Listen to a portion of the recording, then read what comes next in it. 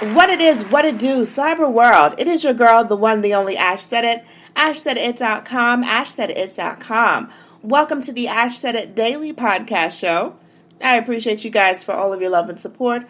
Over 1,400 episodes and 500,000 streams worldwide. None of this is possible without you guys, so I thank you so very much. And because you guys love on me so much, and, we're still living this COVID-19 life, this quarantine life thing. We are chatting today with the founder and CEO of Eat Clean Bro, wonderful Jamie. Hey, Jamie. Yo. How are you doing today? Real good. How are you? We're doing the best that we can do, right? We're making the best out of the crazy random situation that we're in, and that's it. So we're just chilling out on that. So, Jamie, how did Eat Clean Bro come about? So that's a two-faced question because I started cooking on accident for my friends in 2005 during my first bodybuilding show. So somebody saw me changing in the locker room, was like, holy shit, what do you eat? I was shredded. I said, I eat chicken, sweet potatoes, and broccoli. And he said, hey, you think you can make me some? So I said, yeah. I was 19 years old. I was spending all my personal training money on food. So I thought, man, if I could cook for this guy and I can get my food for free, then I can make I could keep my $200 a week personal training money. And that was really it. I didn't really think much of it. Yeah. So I was like, all right, I'll do you for $3 a meal. And so I started cooking. I went to my house, I started cooking. And then the next day I brought him the food. And then the two guys in his office saw it and was like, hey, you think Jamie could cook for me? So then he came to me and said, hey, can you cook for Sean and Ned? And I said, yeah, Matt, but, I'll keep your price at $3, but your boys got to pay $5. And that was it. And then I started cooking for everybody at that office. I was 19 years old. I had no business experience, no culinary experience. I was just a kid who loved to cook. And that's there's a big difference between being a businessman and being somebody who loves to cook. So everybody wanted my food. I couldn't keep up. Ended up destroying my dad's kitchen. My dad and my stepmom were like, look, Jamie, you got to take this show somewhere else. And that was it. I didn't know how to deal with that obstacle at 19 years old. I pretty much at that point, I kind of stopped. But that put into my mind that hey, I could own my own business and I could do this. So I'll fast forward, right? Over the years, I kept going back to those people and cooking and getting a little bit further. The business got a little bigger, a little further, bigger, ups and downs, failed, tried again, failed, tried again, failed, tried again. And until ultimately I gave up. So New Jersey got hit hard with Hurricane Sandy. It was a very depressing time in my life, and I gave up my dream to do this business because I'd failed so many times that I'd given up. And I'm like, all right, 26. I need to put a plan together. I need to start at the bottom. I need to get a real job, and I need to start building my resume because I'm not getting any younger. So with that being said, I went on a job search. I started looking for a real job, quote unquote real job. I ended up, I got turned down by Sleepy's, Verizon, and then the fatal blow to my. I went on 3 interviews at Best Buy, and on the 3rd interview, I didn't get the job, and it was devastating to my. It was a pretty devastating blow to my spirits because. I just thought, damn, I got an associate's degree. I'm just trying to get it. I'm just trying to. I couldn't believe I didn't get that job. So it was very discouraging. Going into that year, I made a resolution to myself. So it was 2012. Going into 2013, I made a promise to myself that I would never be poor again. Hurricane Sandy was pretty bad. My mom, my grandma, my uncle all lost their homes, and I was determined to never be poor again. I was just so upset at my financial position that I was willing to do anything. I was willing to work 7 days a week, 24 hours a day. I was just waiting for that opportunity. And on January 13th, 2013, my friend Matt who back in 2005 asked me what I ate, called me out of nowhere 8 years later and asked if I was still cooking. So I was living at my buddy Paul's house, and his parents were, me and him were, I'm 26, he's 27, we're like living at his parents' house, and I put my palm over the phone. I'm like, yo, Paul, you think your parents care if I'll cook at their house? And he's like, nah, man, do it. And it's pretty crazy. Like I always talk about God and like how great God is and everything. And I believe in God and everything. But so his house had a commercial kitchen in it, which was really weird. So like, it was almost like God, it was like God was with me. So, and God is with me, so I was like it was like, that was it, the pressure was on. So, I took my last $300 from bartending. I would have had more money saved, but I kept going on job interviews, wasting my money on stupid clothes. All I had was bartender clothes and workout clothes, so I'd have to get job interview clothes, and so I had $300. I took my last $300 from bartending that weekend, and I went to the supermarket and the farmer's market. I bought the food. I put it. I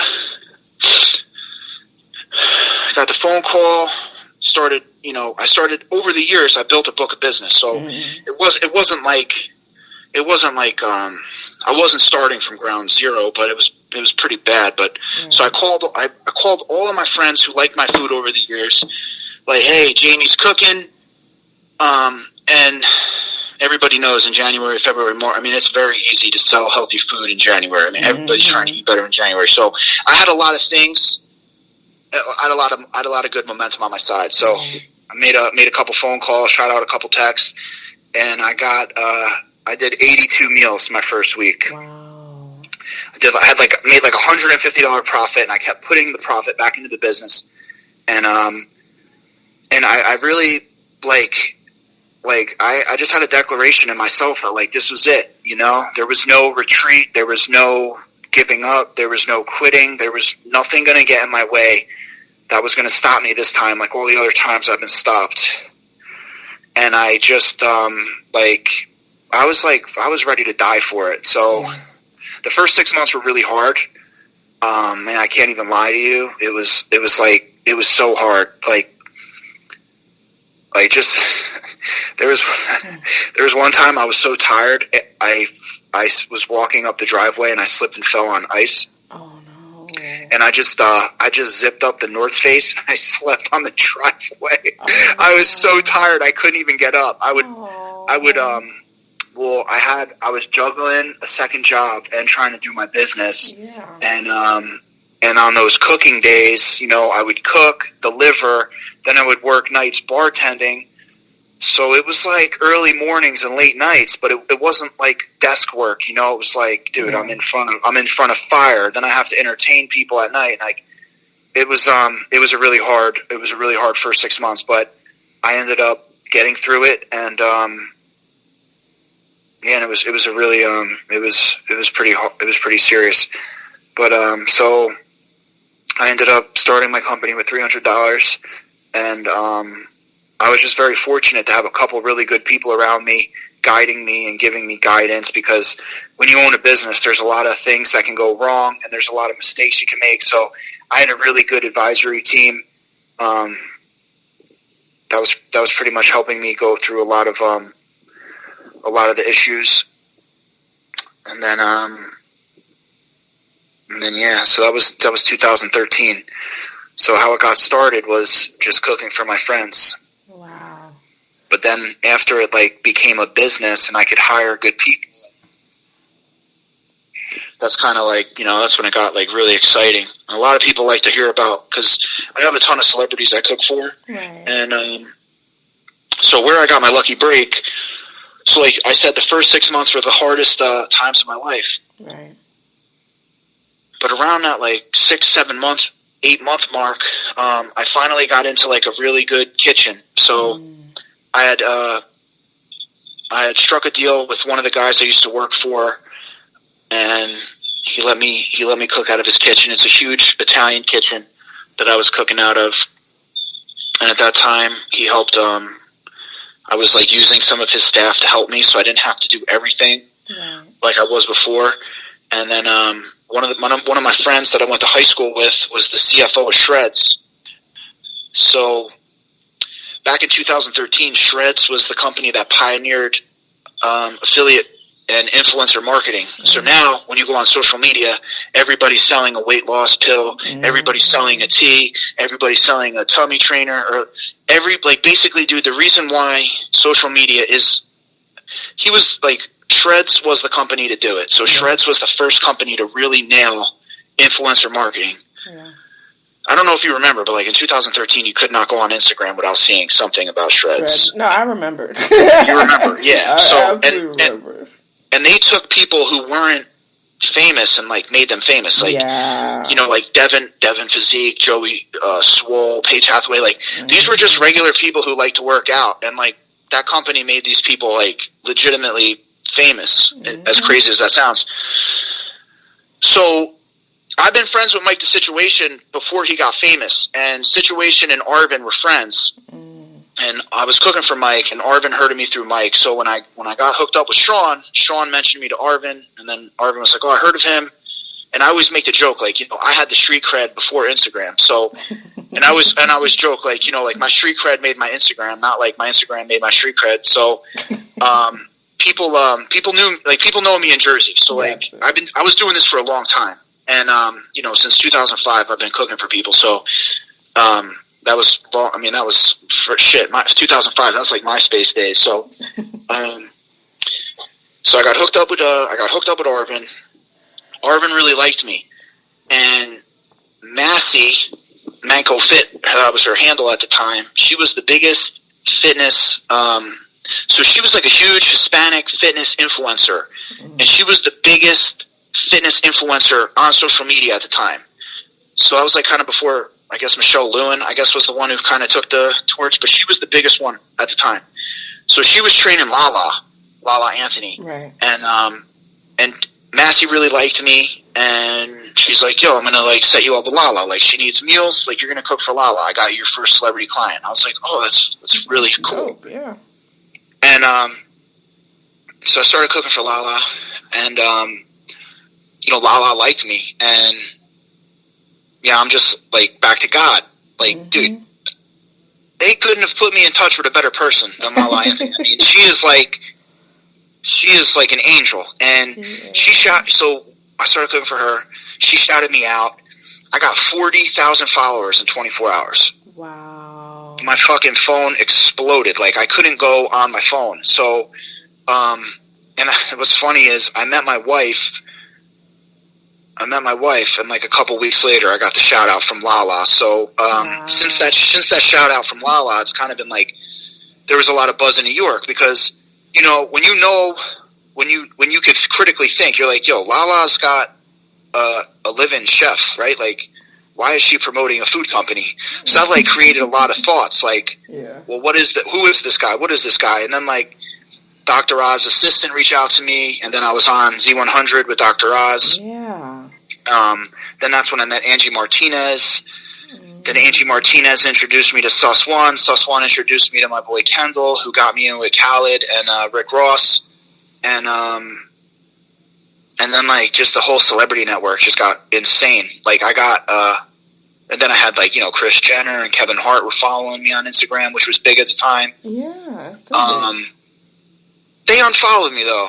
Yeah. I don't know. I guess Kris was making a cookbook and needed ideas, and then she got what she needed. She unfollowed my ass, but it was cool. So, and then LaLa hooked me up with Angie, who's Beyonce's cousin, and I'm still close to LaLa. Like 6 years later, still friends with Angie, still cool with all these people, which is cool because it's all like relationship building, and I feel like it really tells a lot about what I stand for, that a lot of these people still want to be cool with me and still be my friend. So and also like all the Jersey Shore people. Like I said, I was friends with Mike the Situation before he got famous, so then I got hooked up with so when I made friends with Frank Yeager, he threw me over to JWoww, and I went to high school with Todd Frazier's wife, so like we're friends with them too. Todd Frazier was on the Yankees, played for the Mets, and now he's on the Texas Rangers. Yeah. But it was like an avalanche of just celebrity support, celebrity endorsements, and like Michael B. Jordan. We cooked for him for the Rocky movies. So just like it just exploded. So that was like I went from like the absolute bottom to like living out my dreams. Like I always loved cooking. I always loved cooking for my friends, and now I get to cook for famous people. I get to I get to do all this cool stuff. And my joke has always been, when I started Eat Clean Bro, Jared from Subway was promoting weight loss sandwiches, and McDonald's was sponsoring the Olympics. So we've really like the health food industry has come a real long way. I'm really proud to see just the overall education. I think like people have gotten substantially more educated on how to eat better, and it's just it's been really cool to see. And I'm glad to be a part of it. And I also have inspired a lot. I think I've been a big inspiration to people to start their own business, start their own cooking business. I know in New Jersey everybody's trying to do this, and I know I have a lot to do with it because when people see someone successful, they, oh man, I could do it. So yeah, it gives them hope. So yep. What advice would you give to your then self? When things were first starting to pop off for you, what advice would you give to your then self today, given the experiences that you have now? So like the way I handle myself socially with my friends and my network, I wouldn't change a thing. I was really happy with how everything happened. My wife was a big part of keeping a lot of it together because all the administrative work's not really my strong point. I'm more of like the creative entrepreneur. Yeah. But so one of the things that did happen to me was I got robbed a couple times trying to do my website. That was a complete nightmare. I would say if one of the things that like I ask my mentor and I talk to my advisors about is like, how do you manage something you don't understand, or how do you navigate something you can't see? Because as a business owner, right, like I sell food, but I sell food on an e-commerce platform. Now, I am not a technology guy. I'm a food guy. So now I need to understand things that I can't understand. So what controls and what procedures are in place to help me break these decisions down? Because, these websites are not cheap. No. You're talking hundreds of thousands of dollars to build something out, and it's real easy to rob people. So I would say create an advisory board. People who want you to be successful. It's sad to say, but like, you could be betrayed by your own mom and dad. Just because somebody's your mom and dad doesn't mean they have your best interest at heart. And that's hard for a lot of people to understand. Or a lot, you might think your brother and sister care for you, but you know what? Your brother and sister might be praying to God that you fall on your face. So, you got to find really good people who you could trust and run your questions by, because it's impossible to know everything, and you're not going to know everything. So you got to be cool.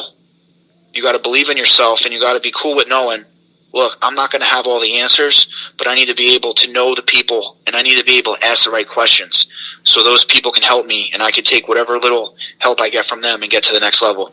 And I always tell people, like I tell my staff, like, look, guys, like, I know you want to go out there, like boxing, right? Like Mike Tyson.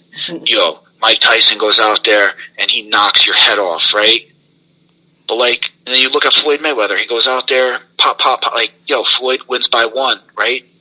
But like, look at Floyd, 50-0, right? Just win by 1. Sometimes you only got to win by 1. You don't have to always knock it out. Like, just win by 1. And if I could give myself any advice, I would say run your own race. So in the beginning, I was in the lead, right? I had the biggest social media presence. I was pretty much, there's people all over the country that did this, but like I was in the lead just because of like all the celebrity endorsements that I had, and like my network was pretty insane. And when I saw that like other companies were coming into the game and like other companies were getting money and they were giving coupons and they were like trying to take my market share, I tried to get in that race with them, and that was money I wasted that I didn't have to waste, and that was ego. And I don't think I have an ego, but like I was just so like, it felt like I had lost so many times in my life that like the first time I was number one, like I didn't want to lose that number one spot. Yeah. And but I had to be real with myself, you know. I own 100% of my company. I don't have an investor. I don't have investors. I have myself, and I didn't need to get like, there was like this company Fuel Meals, and there was all these other, the Fuel Meals went out of business, Kettlebell Kitchen went out of business, but these people were in the race, and I learned, thank God I learned, but I wish I would have learned sooner. But you don't got to be in that race, you know. My whole thing is this.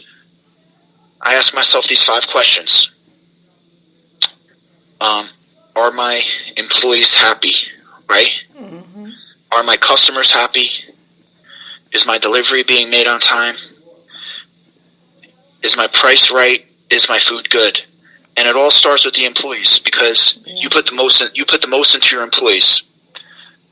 I care about my customers, but I can always find new customers. Right. My employees, man, like we put a lot of time and training and effort, and the employees are very important. The customers are very important, right? Like, are my deliveries being made on time? The reason why the deliveries and the time is more important than is the food good is because time is time. Right. 9:55 p.m. to me is 9:55 p.m. to you. Yeah. Although you might love my chicken, I might think, it could have been better, right? Like, right. Food is subjective.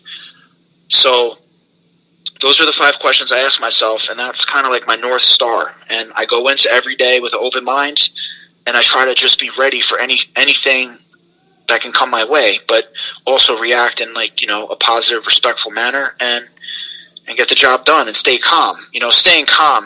You know, I always say, I guess like my saying is, patience is the foundation of power. Yeah. But like, you got to stay calm, because like shit is gonna, like, you're gonna get robbed by people who you think were your best friends. You're gonna get like motherfuckers are gonna break your heart, and you're gonna get stabbed. You're gonna get stabbed in the back, and you're gonna be like, damn, I can't believe it was you. And they say the top is lonely, like it is. You know, it's like we live in a day of the hater, but you got to keep going. Yeah. And you got to believe in yourself. Yeah. And that's just, it's been working for me. Absolutely. I mean, yeah, you're right. I mean, the top is lonely, but guess what? That hard work, like, as you see, that hard work pays off. You know, and you have something that you have been proud of because you built it yourself, and it means so much more to you. So that, you know, that's your baby. You're going to take more, you know, exceptional care for it versus the average person on the outside that just looks and sees, oh, well, you know, Eat Clean Bro, they're doing this and they're doing that, and they're just so, you know, they're a big company, but they don't understand the sentiment behind how the company came to being and why it's important to you. And so I think that's it. That's a huge part of it. But no, Jamie, thank you so much for joining us today. We appreciate you so much. Oh, thank you. But let everyone know the best way to get in contact with you guys, and of course, to order some of those meals. eCleanBro.com. All right. You guys heard it first. And all our handles are eCleanBro, and I hope everybody's staying safe, and, you know, God bless, and stay safe. Hopefully everybody's healthy, you know. Absolutely. And I appreciate each and every one of you guys for all of your love and support. Keep in mind, anyone to tell you that you can't do what you want to do, you look them square in the face. You tell them, don't believe me. Just watch. Watch what I do. Watch me make it happen. And watch me make history. That's what we're doing this for, the history books. Social media is nice, but real life is so much better. Until next time, you guys.